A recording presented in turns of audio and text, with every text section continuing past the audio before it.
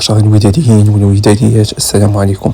في فيديو هذا النهار سوف نتعرف على جميع أخبار نادي الوداد الأمة زائد آخر مستجدات هذا النادي، فلا تبخلوا علينا بالإعجاب والاشتراك من أجل الانضمام إلى العائلة الودادية.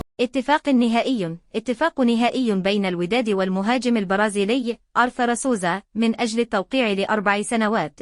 كورينثيانز وافقت على رحيله. كورينثيانز ستبيعه للوداد بدون مقابل مع نسبة في حالة بيعه مستقبلا. اللاعب أعطى موافقته على حمل قميص المارد الأحمر. اللاعب سينهي بعض التفاصيل مع فريقه البرازيلي قبل المجيء للمغرب الأسبوع المقبل على أبعد تقدير. الصحافة تؤكد وجود مفاوضات بين نادي الوداد الرياضي وفريق كورينثيانز بشأن اللاعب جيليرمي بيرو. المدرب لا يعول على اللاعب، ويتوقع أن رحيله لن يكون صعبا.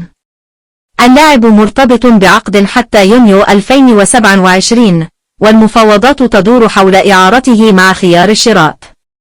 جيليرمي بيرو هو جناح أيمن، يمكنه اللعب أيضا كجناح أيسر أو كلاعب وسط هجومي.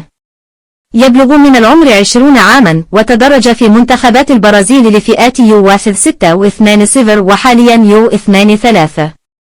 شارك مع المنتخب U23 في 4 مباريات، سجل خلالها هدفا واحدا. آخر مباراة لعبها كانت في فبراير 2024 أمام الأرجنتين، حيث لعب لمدة 58 دقيقة. أول تصريح لكاسيوس ميلولا: اخترت الوداد لعدة أسباب مقنعة. أولا، سأكون تحت إشراف المدرب رولاني، الذي يعرفني جيدا ويؤمن دائما بقدراتي. لقد لعب دورا محوريا في مسيرتي مع ميلودي سنداونز. الوداد ناد مرموق، وعندما شارك المدرب رولاني طموحاته ورؤيته لصنع التاريخ مع الفريق، أدركت أن هذا هو الاختيار الصحيح. بالإضافة إلى ذلك، فإن فرصة المنافسة في كأس العالم للأندية العام المقبل تعد دافعا مهما لاتخاذ القرار، حيث إنها تتماشى مع حلمي باللعب ضد أفضل اللاعبين في العالم. سنوضح في هذا المقطع مهام مدير النادي والمدير الرياضي. نبدأ بمدير النادي يوسف الدباغي. تنظيم جدول العمل، وتحديد الأهداف وتحقيقها. إدارة الشؤون المالية للنادي بالتنسيق مع المدير المالي. تطوير علمة للنادي التجارية وحمايتها. قيادة ومراقبة مختلف العاملين داخل النادي من أطر ومدربين وإداريين لجميع الفروع والفئات. التنسيق مع مدراء النادي، المدير الرياضي، المدير المالي، المدير الفني، المدير التسويقي. تنظيم التظاهرات والفعاليات التي تخص للنادي ومحيطها. الملكة. الصلاحيات التي تمكنه من اتخاذ جميع القرارات المتعلقة بالنادي لضمان تطوره. بالنسبة للمدير الرياضي، الاسم الأقرب هو جيرارد لوبيز. إدارة الجانب الرياضي للنادي وتطويره. يقترح توجيهات عامة يتم اعتمادها أو رفضها من قبل مجلس الإدارة، وتكون قابلة للتطبيق على جميع الأقسام. ينسق هذه التوجيهات مع المدربين المختلفين ويتابع تطوراتها.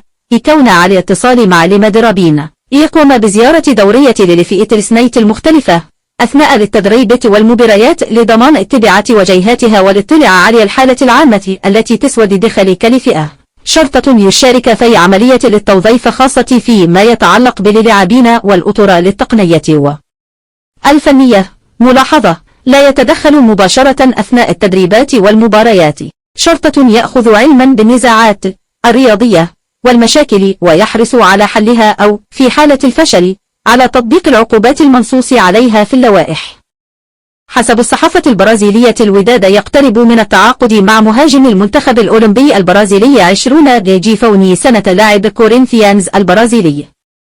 وفي خبر آخر، عبد الله حمود تدرب داخل بنجلون اليوم في انتظار وصول هشام آية منا يوم الأربعاء المقبل للجلوس من أجل التفاوض على تجديد العقد. وأخيرا، الوداد الرياضي يقدم عرض رسمي لأشرف داري من أجل العودة لفريقها الأم، وجاء ذلك بعدما والد أشرف داري نصح ابني بالعودة لفريقها الأم الوداد أول الذهاب لمصر للا أهلي المصري. ذكرت الآن عند مسؤولي وداد الأم